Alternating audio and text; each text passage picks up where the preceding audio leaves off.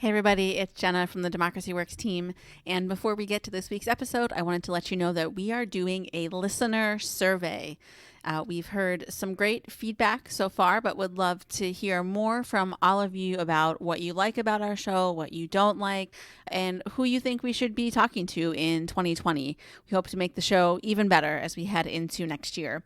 You can also leave your name and email address at the bottom of the survey for a chance to win a Democracy Works coffee mug. If you want to see a picture of what these mugs look like, head over to the episode page for this episode. We have a photo listed there. It is very nice looking, the perfect holiday gift for the democracy enthusiast in your life. So again, leave your name and email in the survey. We will be sure to get those mugs out to the winners before the holiday season. You can find the survey at democracyworkspodcast.com/survey or click the link in the show notes for this episode. Again, that's democracyworkspodcast.com/survey or click the link in the show notes for this episode. Thank you again for listening, and we look forward to hearing your feedback. I began to discover there was a lot more going on in the country, around the country, at the grassroots, at the state level. And it was totally being ignored by Washington. It was not having much impact in Washington. And it was something that fascinated me. So that kind of a grassroots story was something that just immediately clicked with me. When I began to see that kind of ferment and that kind of grassroots activity, I said, I got to cover it. From the McCourtney Institute for Democracy on the campus of Penn State University, I'm Michael Berkman. And I'm Chris Beam. And I'm Jenna Spinelli, and welcome to Democracy Works. Today we are talking with Hedrick Smith, renowned journalist and filmmaker. You might recognize his name from his work on the Pentagon Papers or his books, including The Russians and Who Stole the American Dream. Power Game. Yeah, Power Game. But today we are talking with him specifically about his latest film, which is called The Democracy Rebellion. And it looks at 5 grassroots movements in states around the country. Things like gerrymandering in Florida, voter access in North Carolina, campaign finance in South Dakota, big money in Washington, and public financing of elections in Connecticut. So really is a broad sweep of both the country's geography and a lot of different issues, all crammed into about 55 minutes of a documentary. Yeah, really interesting film, interesting guy to spend the day with. I think, I take 2 things away from this film and Hedrick's discussions over the day and course of the day. And one is that he is impressed with these movements that are all intended to, in some way or another, change the rules of the game to make politics more democratic. And he also has a point to make about what's going on in the American states, that our political focus is too often Washington myopic, and that all kinds of interesting politics are going on in the American states, and that we should be looking there more. And in fact, at times he's got a kind of like explorer's hat on as he goes to see what's going on in these states that we never knew about. Well, it is partially myopia. It's also, I think, this turn toward the states is driven by the sense that, gridlock has made any kind of meaningful policy initiative in Washington almost DOA, right? And so, the classic idea of Brandeis that, states are the laboratories of democracy, it's also the only place where there's any kind of real opportunity for change, especially given the hyperpartisan nature of intra-DC politics. Yeah, certainly in many of the American states where you've got kind of one-party control or certainly ideological control in one way or another, you really do see explosions in some of conservative policy. Your own Wisconsin, Chris, is sort of a model of going after unions and cutting taxes. Yeah. And his argument is that these pro-democracy initiatives are not limited or not exclusive to one of the, to red states or blue states. Yeah, he has a subtle point he's making in here, which is important, I think. I mean, he really emphasizes again and again that many of these reforms that he's talking about are bipartisan at the public level. And, I thought an example he doesn't use, but one that I think highlights this quite well, is the way that returning the vote to felons in Florida. Was very much a bipartisan initiative and enjoyed, and won with 70-80% of the vote. I think that's probably right, within Florida, so it had to draw from Democrats and Republicans. On the other hand, these are also measures that are often pretty much opposed by Republican office holders. The other thing that's is interesting is that this idea that this isn't going on in Washington because nothing is going on in Washington. And so the hopes for reform, if there are any, are going to be taking place in the states just because that's the only place where they can take place. Yeah, and he says that as someone who covered Washington for decades and still lives there. So he saw, I think, firsthand the need to get out of Washington and see what's happening on the ground in the states. Well, and I also think that what he's documenting in this film is some of the reaction to the Republican successes in the states in the in 2010, 2012, in those years, where there seems to be a sort of awakening among many at the left that these are important. These rules changes are really critical. They're keeping them out of power. The ability, and people don't always get this about how federalism works, but the ability to get control of state legislatures and governors, and then to adjust the rules of elections, because elections are all based in the states, affects their hold at federal power and across the state. And it looks like the left has kind of woken up to that.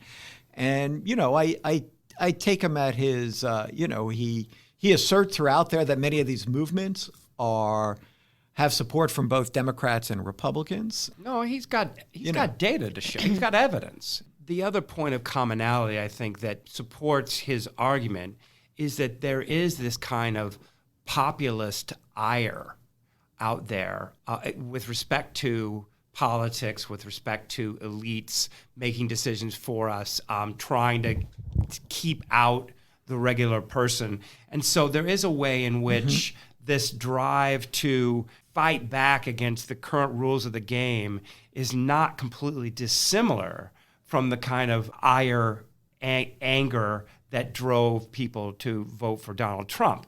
And if that's true, to the degree that that's true, that would support the idea that there's something very bipartisan about this. I think we've set the table here. I think we should bring in Hedrick and talk to him about what he's seen on the ground. So here is the conversation with Hedrick Smith.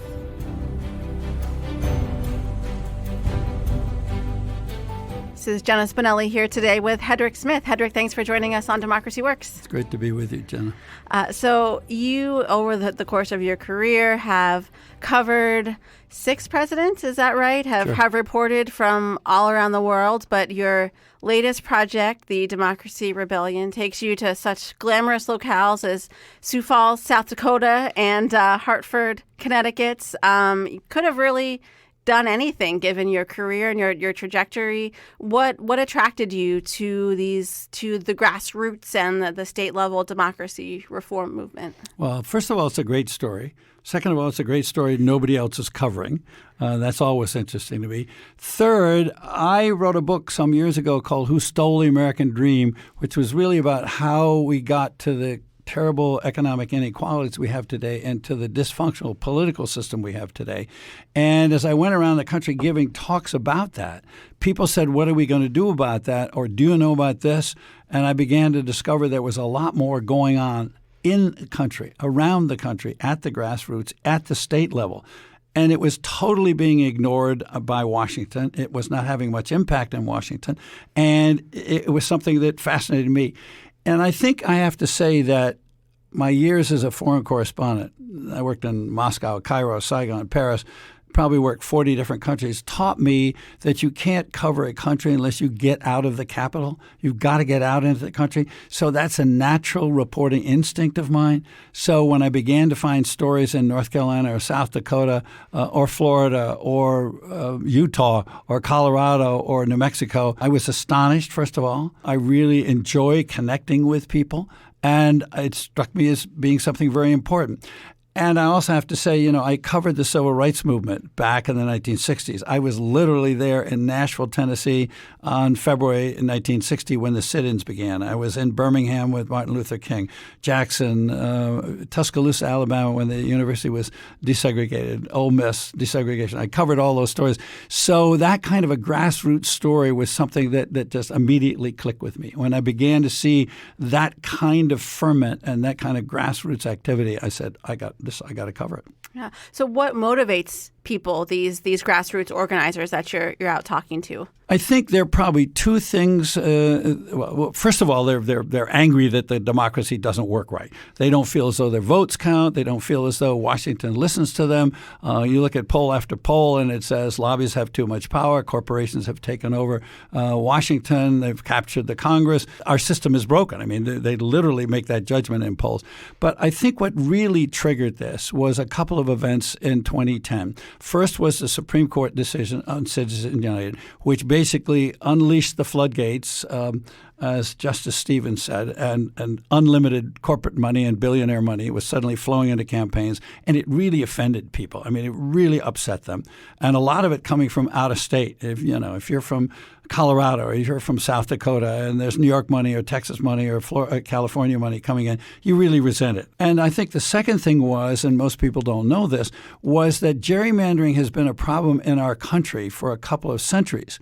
But the Republicans in 2010 took it national. It's the first time it's ever happened. It was extremely effective. It was a very clever strategy. It took the Democrats totally by surprise, and it took people quite a while to wake up. But by the time the 2012 and the 2014 elections had rolled around, people in Wisconsin and Ohio and Michigan and Virginia and Florida and North Carolina, as well as other states, said, my God, our votes don't count. The deck is stacked. The outcomes are crazy. You've got roughly equivalent votes in Pennsylvania, for example, of Democrats and Republicans for your congressional races. So you should have 9-9 kind of as the outcome. And it came out 13-5 every time. And in North Carolina, it came out 10-3 every time. Same kind of results. And in Michigan and in Wisconsin, same kind of thing. And so I think people really thought, this is terrible, number one. And number two, they realized Washington was so paralyzed by hyper-partisanship that if they were going to do anything about it, it would have to happen at the state level. So people started to do it. It's amazing what's happened. Yeah, and there is kind of an antagonistic element, too. I mean, I think even the film at one point was called The People versus the Politicians. Absolutely. Or you were just starting to mention before, you've covered politics for a long time. Has it always been that way, this kind of people versus the politicians mentality? I don't think it's been a vibrant feeling, but it's been there. I think it's hard for people to come to that conclusion because Americans have this sense it's fair if the Democrats and the Republicans agree to it. Well, both Democrats and Republicans do gerrymandering. Both Democrats and Republicans use dark money. Both Democrats and Republicans raise money from billionaires and from corporations. And I think it's taken a while for people outside that political network, outside the inside system, to say, hey, wait a minute. All those folks, it doesn't matter which party stripe it is, they're all playing the game for their own advantage. They're like businesses that want a monopoly. They want political monopolies. That's what gerrymandering is about. It's about political monopolies. And I think it's taken a lot of people a long time to wake up to the fact that the people have a different interest in the electoral system than the politicians, that there are politicians even in both stripes, or you can include Greens and Libertarians if you want as well. But people in office wind up by having a different view of how the political system ought to operate than people who are just voting and then leaving it to others to run the government. And I think that's been a tidal shift. That's been a real tectonic shift in mindset. It's still only among a small minority of people, but in history will tell you, it's always small minorities of people that change things. All the revolutions that we study in our history all begun with very small minorities. Right. So in these, one of the ways that these grassroots groups are trying to get around these power structures is through ballot measures, right? They go out, collect signatures, and then whatever the kind of question is gets on the ballot, and people can vote on it. And I understand that is good for getting around those prohibitive type of power structures. structures. But I'm wondering, but they can be overturned. The other side, the people in power, can put up a competing measure, or they can just kind of go back and forth and back and forth. And I'm wondering what the relationship is, or what the balance should be between this kind of ballot measure, grassroots approach, and working with political parties or some of the kind of existing political structures to maybe create more long-term change, more lasting change, or what that balance looks like. Yeah, I think I would take issue with you. In the first place, there are 26 states that have the power of ballot initiative, and the other 24 don't. So, and they're particularly states in the West, because their state constitutions were adopted later, and that was the vogue, having a recall and referenda and ballot initiatives. I think that pretty much most of these ballot initiatives, particularly when they include changes to the state constitution, they usually require supermajorities. It's pretty hard to get a supermajority to roll back what another supermajority voted in. In terms of specific laws, what you do is you find legislators, say the voters put in a public funding system that have public funding of campaigns, the legislature won't fund it. So you do have politicians throwing sand in the works, messing things up, and resisting and trying to roll back. But that tends to happen much more with laws and not so much with state constitutions. So I think if you're looking for permanent changes or lasting changes, amending the state constitution is a pretty good way to go. And not that the politicians don't try, but they find the getting the supermajority going the other way is pretty difficult. So I think if you look at the 2018, it's really striking. You had popular initiatives in 5 states pushed through gerrymander reform. In Ohio, actually the popular movement put so much pressure on that the legislature finally said, well, we'll do one of our own. But in Michigan, in Missouri, in Colorado, and Utah, they passed ballot initiatives with majorities. The ballot initiative in Florida back in 2010 was passed by a 62.5% majority. It was astonishing in a very red state, and the legislature then tried to ignore it. They went secret. They did a clandestine gerrymander, and the League of Women Voters and Common Cause and the folks who favored and backed the reform took them to court. Took 3.5 years in court, but the Supreme Court of Florida finally ruled 5-2. This is an unconstitutional gerrymander, ordered 8 of the congressional districts redrawn. When you redraw 8, you wind up by redrawing 15 or so. So it really shook up that. And the state Senate leaders admitted, after the state Supreme Court ruled, admitted that they'd done an illegal gerrymander. And so all 40 of those districts were redone. So, I mean, you really find a real upheaval. I think the record is, you're going to have these fights going on.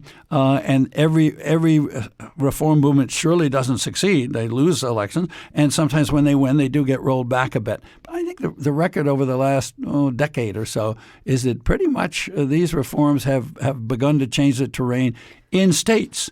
And I think that in the next decade, you're going to see the difference in Congress. Yeah. So let me come at this a different way, maybe. So from what you've seen, are there, while all of these efforts are happening to change the state constitution and do these kind of things through ballot measures, are there parallel efforts happening to try to elect people to state government that hold some of these views that the grassroots reformers are trying to push through? Or absolutely. Is that absolutely okay? No, there's no question about it. Some of these reform movements, and particularly some of the organizations that I've mentioned, and they're now, by the way, there are many of these organizations. I went to a conference in Nashville called Unrig the System, and I would guess there were a couple of thousand people there from all over the country, and I would guess there were 300 or 400 organizations, some of them national, most of them local, but still it's a significant infrastructure in favor of reform. And there definitely are, sir. There's an organization called Mayday, which specifically raises money and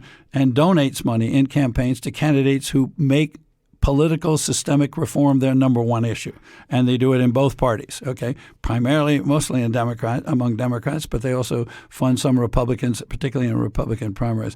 There are other organizations that are pushing hard to get people running for the legislature in Pennsylvania or in North Carolina or Virginia. Virginia is very interesting because we've just had their election. Election reform was on the ballot there, along with gun control legislation and the ERA, the Women's Rights Movement amendment, it came up again. So the sense that reform as an issue is something people are looking for candidates to advocate is certainly front and center now. It's coming. It's not yet high enough. I mean, you still have people worried, understandably, about jobs, about immigration, about climate change, and so forth. So it's among the top tier issues, but it's not at the top. Right.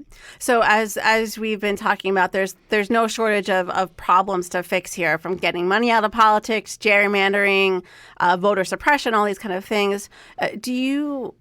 I guess I'm wondering if this movement could ever become too broad or too fractured or have too many of these things competing for people's attention. I think one of the things that, like, the anti-democratic forces, so to speak, they're really good at, like, controlling the message and getting people in line. And, okay, we're going to do this and then we're going to do this. It's all very kind of systematic, whereas this grassroots movement is by its nature very, very scattered. And so I just wonder if there's too many things, I guess, competing for time, attention, financial resources, all these kind of things. The answer is yes. One of the things that's amazing to me as a reporter, and I've run into this on other topics. I did a documentary for PBS Frontline some years ago called Poison Waters, which is an effort to look at what happened to the Clean Waters Act 35 years later.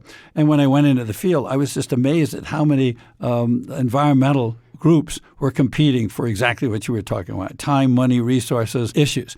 There's no question that the political reform movement suffers from the same kind of thing. It is sprawling. It is internally competitive. People will mouth the same general platitudes. But what's interesting is when you get down to the state level, if some group starts to take a lead and an issue begins to resonate, other groups start to come along with it. And I would also say that Common Cause and the League of Women Voters, which are the two most extensive organizations that have most field operations or chapters in the most states, they tend to cooperate with each other. So you find them working together on gerrymander reform in Michigan and in Florida, and you tend to find them working with other organizations on voting rights in North Carolina, because that's a hot issue, or in North Dakota. So these large national organizations that do multiple issues. Now, the real problem is some of these organizations only do one issue. So it's their issue. So that's all they want to fight for. So they're competitive with others.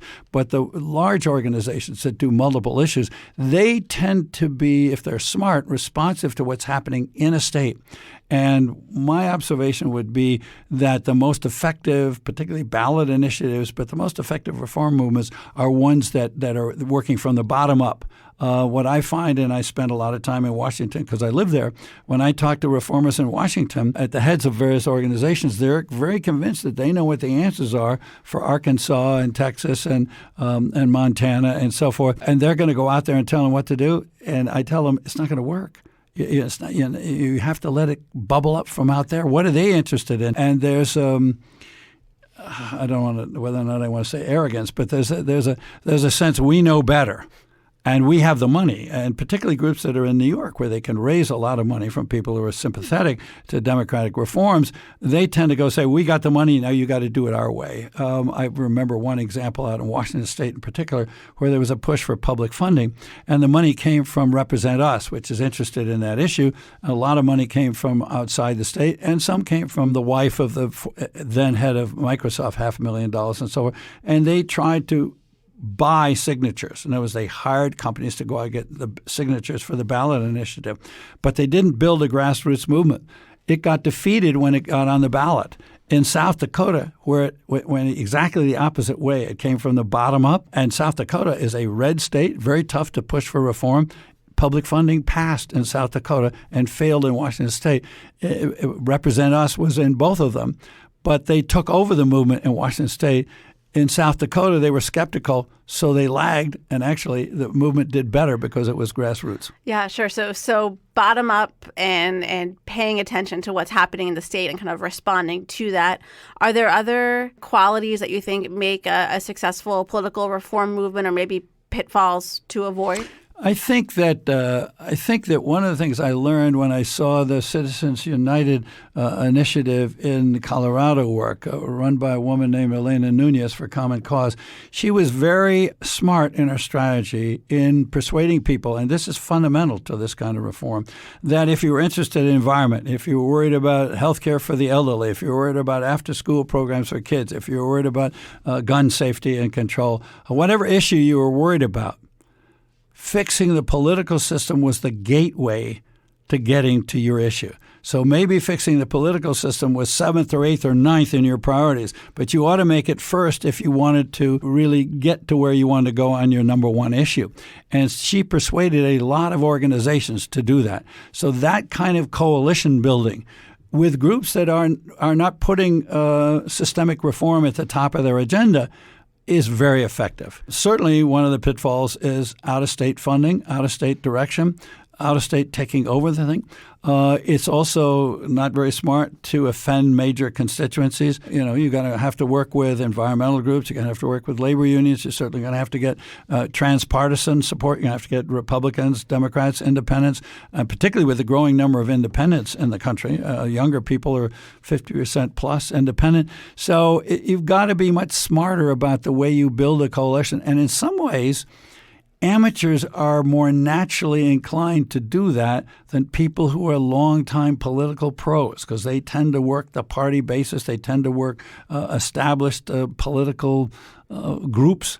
And the amateurs, if they're good at organizing, they've got to have that skill. But if they're good at organizing, they have a tendency to want to embrace everybody, bring everybody in. And the reform movements that I've succeeded certainly do that. Yeah. So what happens after one of these movements succeed? The ballot measure passes or whatever the outcome they want happens, but there's this group of people that have just spent 6 months, a year working on 2 these years, issues. yeah. So what happens after? Well, what happens is in a number of states, they do what you and I were talking about a few minutes ago, which is they fight off the effort of the other side to reverse the reform. So they're often very engaged in that. And then once they've survived that cycle, then they start to look around. We won one. What else do we need to do? I mean, I can tell you that's going on in Michigan right now. That's going on in Washington State right now. It's going on in Florida. I mean, they move from the gerrymander reform into the business about restoring the voting rights of former felons and that kind of stuff. So I think what happens is not everybody does it. But usually the leaders and some of the people who are important say, well, this other issue is important to us. Let's move ahead on that. I think the sense that people power can work and does work, and we got a victory here, and our system's going to be better, it's going to take time, really does yield more children, more effort. I have a friend, a guy named Ernie Cortez, who's a Hispanic organizer in the Southwest in Texas through Southern California, Arizona, and New Mexico. And he said to me at one point something I thought that was really wise. He said, Rick, people say power corrupts. Absolute power corrupts, absolutely. He said powerlessness also corrupts. It corrupts democracy at the core. I mean, I think the reason there are not more reform movements is partly the silo business I was talking about before, but even more a sense of despair, a sense of hopelessness, a sense of that we, the people, don't have the power. We should, but we don't have it. And I think once people break through that in a state, they're back for more. I mean, in South Dakota, for example, they won that victory. The pros came back. They nullified it. They've gone back and fought them again. It's going to be back on the ballot in 2020. They didn't give up. I mean, I think if they'd lost the first time, maybe they would have given up. But they won the first time, so they know they can win, and they're back at it. So they do come back. So Republicans, I don't know that they would frame this necessarily as reclaiming our democracy. They would see it as undermining what they as a party stand for and their values and these types of things. What do you make of that from your experience, and how do the people that you've talked to feel about that? There's no question that is the position of most Republicans who have been elected to office and who are engaged in politics. Certainly in Washington, almost to a person, with a few exceptions in Congress and in many state legislatures. Okay. But it's not what happens at the grassroots. It's a totally different perception. If you look at the actual voting on the gerrymander reform in Florida or at the Rolling Back Citizens United, It goes right across party lines. That doesn't mean there aren't plenty of ordinary Republicans who oppose reform and say this is going to benefit the Democrats.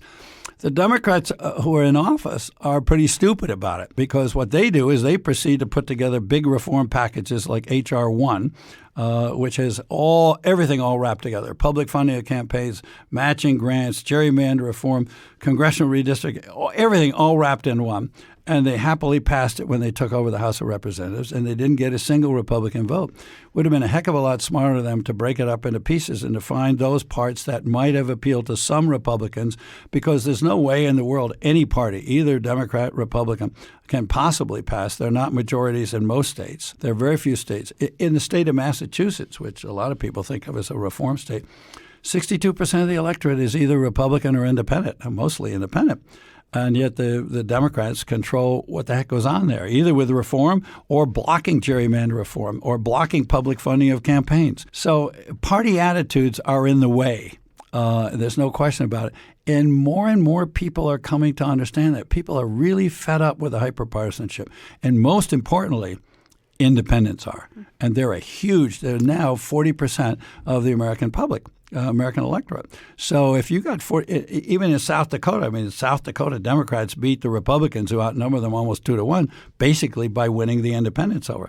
So I think that attitudes are really changing, and they're very, very different at the grassroots from what they are in office. Right. That's the people versus the politicians. Sure. So I've heard you say that the media pays too much attention to the candidates and the horse race and all of that, and not enough to these grassroots issues that people are concerned about on the street, on the ground. Is this a product of or is this something that's unique to our media landscape today? I mean, do you think that, for example, these types of issues would have made the evening news or, newspapers at the start of your career? Is it just about kind of I can tell you, today? Covering the civil rights movement, the dogs in Birmingham and the fire hoses in Birmingham against the black demonstrators from students from high school and college made the evening news and CBS, NBC, and ABC every night, and that was a major factor in changing the political attitudes in Washington. Absolutely. It's no question. It's a radically different treatment of this kind of grassroots movement. I think there's a cynicism about our political system among the baby boomer generation journalists. There's a sense that nothing can be done. It's hyper-partisanship. That's the easy story to tell. We journalists love conflicts. We can get somebody on the right, somebody on the left screaming at each other. We get a better audience that way. I think Trump news is big. Whether you're pro-Trump or anti-Trump, the networks and cable television are making enormous amounts of money off that. Circulation at the New York Times, the Washington Post has gone up. So it's really easy. I call that fire engine journalism. Easiest thing in local journalism is to have a police radio, and the minute there's a fire, you go chase the fire trucks, you get dramatic pictures, and it leads the news. And you probably haven't told people anything they really need to know, unless it's a real disaster where there are a lot of people killed. And then you need to look at the fire codes and you need to know whether or not the fire department is working right, whether or not something fundamental can change. And sometimes the follow-up journalism is done. Reporting Trump tweets is fire engine journalism. Now, there are 10% of them that are really major policy pronouncements that deserve the front page. But 90% of them are repetitive. They're changed within 24 hours or 48 hours. If they got to be reported, they should be reported in a modest story on page 13 or page 19.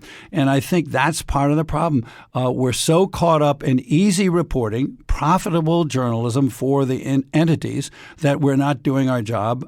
And we're also very comfortable sitting in New York, Los Angeles, and Washington and telling everybody what's going on in the rest of the country, unless there's a forest fire.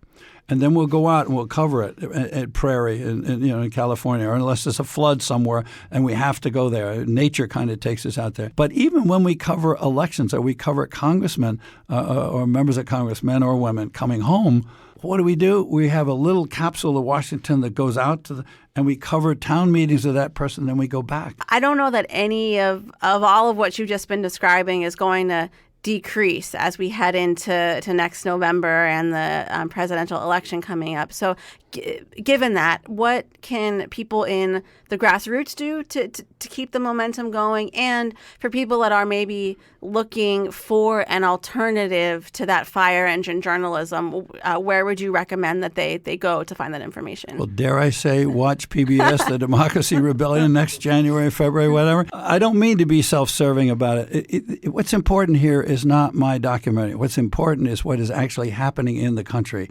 And so you need to look for it and find out about it. And then I think, put some pressure on your local media to make sure they're covering something that's going on locally and say you're not satisfied. Well, Hedrick, thank you so much for your time today and for sharing all these examples with us. We will link to your film and some of the other resources you mentioned in the show notes. But thank you for joining us on Democracy Works. My pleasure. Thanks for taking the time to listen. Well, that was a great discussion about a really entertaining and informative film. I get the sense he puts a lot of faith in initiatives and referendums.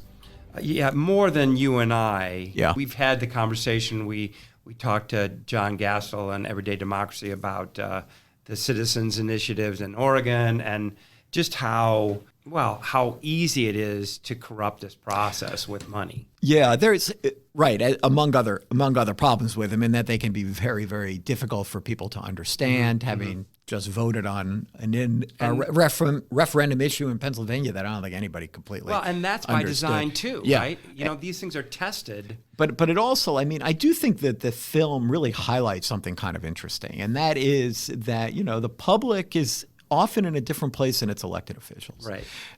And we often see this in the context of polarization, especially polarization around issues where the public is not nearly as far apart. In other words, Democrats and self-identified Democrats and Republicans are not as far apart on a lot of issue positions as elected officials are. And so elected Democrats and elected Republicans are much more polarized than citizen Democrats and citizen Republicans tend to be. And one way you see it here is that, he's got some of these initiatives that are passing clearly with bipartisan support if they're getting 70% of the public. Or recently in Florida with the felons initiative, which passed with Democrats and Republicans. But then when they get into the legislature, they get into the hands of elected officials who are far more polarized and who also have, their own seats to protect. Right. You see often a very different set of preferences. And they try to then undercut the initiative. Yeah, that's if you can get a politician money or votes, they will listen to you, right? And somebody like the NRA can do both, right? And so if you can do that, you are far more powerful than the 70, 80% of the American public that want some kind of gun control legislation passed. Well, sure. Great example. Gun control legislation, where if it were being done by initiative, you probably actually could get some gun control legislation through. Certainly background checks, which has, something like 80% support across the country, but Democrats and Republicans are highly polarized on the issue. And so he's showing that this is operating in the states as well. And he's also pointing to a problem, I think, with initiatives, which is that the legislature gets the last step because then they have to implement these. Yeah, that's true. And that's yet another reason to see this whole thing as problematic.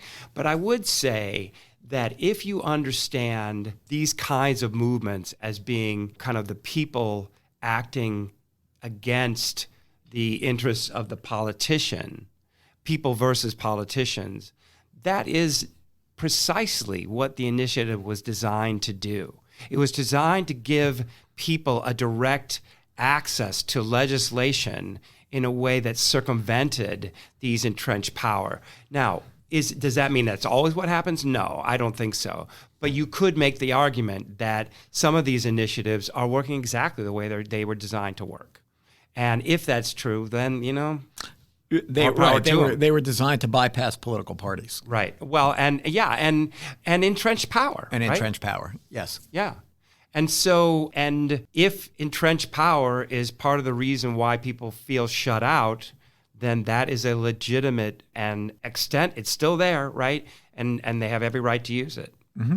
So the one thing I think is worth also that we've talked about before is kind of the role of the party in a democracy and how it has not just a legitimate, but maybe even a necessary role to play in organizing people, bringing them together around shared points of view, shared values, and how over time their power, for good reasons, has been kind of chipped away. And one way to see Citizen United, the ruling there, by freeing up individual money, it once again took away power from the party. Because all this money from very, very rich people was going directly to candidates. And so in the 2016 Republican primary, you saw candidates courting individual donors, and those individual donors were keeping them in the game in ways that weren't solely a matter of how many votes they were getting. Yeah, right? It restricts the party's ability to gatekeep. Right, exactly. Remember that Citizens United really had two provisions to it, and I thought in the film sometimes he was speaking to both of them, but it wasn't always clear that he was speaking to both parts. One part of it has to do with transparency, and that's dark money. And that is that almost all campaign finance law, or the most important campaign finance laws, are built on the idea that the public needs to know where the money's coming from. And the thing that Citizens United did was to eliminate a lot of that transparency. You could give money to these super PACs without having to reveal who they are. Right. And the film has, I thought, just a wonderful section where it kind of digs in and starts to uncover the multitude of groups it's really and where there's remarkable. Where their support comes from. The other part is that corporations can spend whatever they want because their political speech is protected. Right. And that's a different set of provisions. Should corporations have the same Freedom. Yes, Freedom of speech. freedom of speech protections. That's how the argument is framed. that the public has. All right, well, so we have to give one more shout out to Hedrick Smith. Just a storied career in journalism, and really so impressive just to be around him, just knowing how much history he was part of. And I told him, I thought, I read the Russians when I was very young, and I still remember parts of that book. So quite a force to be reckoned with, and it's in our good fortune that he's here doing this stuff, bringing this to our attention. Yeah, I appreciate his coming up to visit us at Penn State. So with that, we can bring it in for a landing. I'm Chris Beam. I'm Michael Berkman. Thanks for listening.